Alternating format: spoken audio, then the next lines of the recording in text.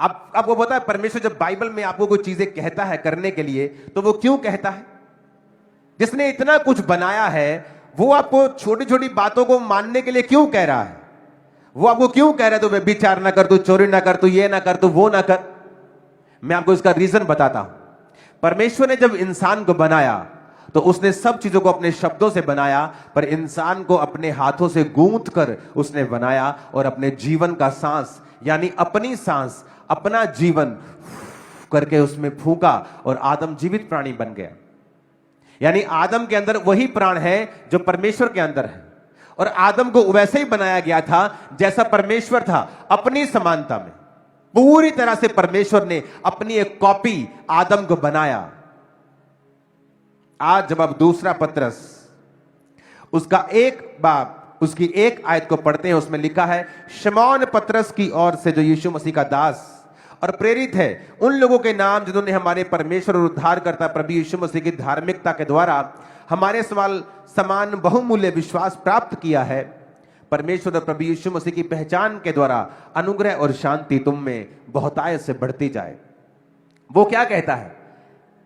कहता अनुग्रह भी और शांति भी, ग्रेस, फेवर जिसे कहते हैं, जॉय, लिबर्टी, आजादी। आपको पता है ग्रेस जब बोला जाता है, अनुग्रह जब बोला जाता है तो आजादी बोली जाती है। Grace be unto you. जब कोई बोलता है अनुग्रह तुम पर हो तो एक्चुअल में वो कह रहा है प्रोफेटिकली कि आजाद हो जाओ तुम अपने बंधनों से, बीमारियों से, कलेशों से आजाद हो जाओ। Grace be unto you. कहता तुम्हारे जीवन में ग्रेस एंड पीस मल्टीप्लाई हो। कैसे? कहता यीशु मसीह की पहचान के द्वारा, पहचान के द्वारा, knowledge, grace and peace be multiplied unto you through the knowledge of God. Knowledge का मतलब है, जब आप यूनानी भाषा में पढ़ते हैं, एपिग्नोसिस, फुल डिजर्नमेंट। यानी जो व्यक्ति यीशु मसीह को पूरी तरह पहचान जाता है। आप पहचानते नहीं हैं अगर आप प्रार्थना नहीं, अगर आप टाइथ नहीं पे कर रहे हैं, आप उसको नहीं पहचानते। अगर आप हेल्प नहीं कर रहे हैं गरीबों की, आप उसे नहीं पहचानते। अगर आप माफ नहीं करते हैं लोगों को, आप उसे नहीं पहचानते। अगर आप आज भी व्यभिचार में हैं, चोरी में हैं, आप उसे नहीं पहचानते। मैं आपको लिख के देता हूं। और वचन कहता है grace and peace be multiplied. इसका मतलब क्या? कि ग्रेस आप में मल्टीप्लाई हो सकती है।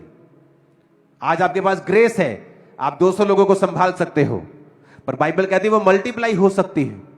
तुम्हारे अंदर ग्रेस है, तुम 10,000, 15,000, 20,000, 25, 50, 1 लाख रुपए महीना कमा सकते हो, पर कहता अगर ग्रेस तुम्हारी लाइफ में आएगी, वो मल्टीप्लाई, ग्रेस मल्टीप्लाई हो सकती है, शांति मल्टीप्लाई हो सकती, बढ़ सकती है। उद्धार एक बार मिल गया, ये बढ़ता घटता नहीं है। अब एक बार यीशु मसीह को पहचान लिए, पापों से तौबा करके बपतिस्मा ले लिए, उद्धार पा लिया, ये बढ़ता घटता नहीं है। आप स्वर्ग जा रहे हैं, बस जा रहे हैं, नरक जा रहे हैं तो जा रहे हैं, लेकिन ग्रेस एंड पीस ये मल्टीप्लाई होती है।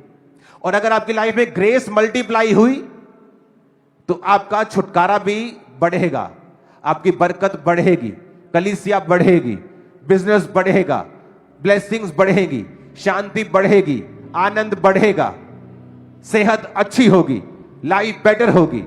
कैसे? एपिग्नोसिस ऑफ गॉड कहता, परमेश्वर की पहचान के द्वारा।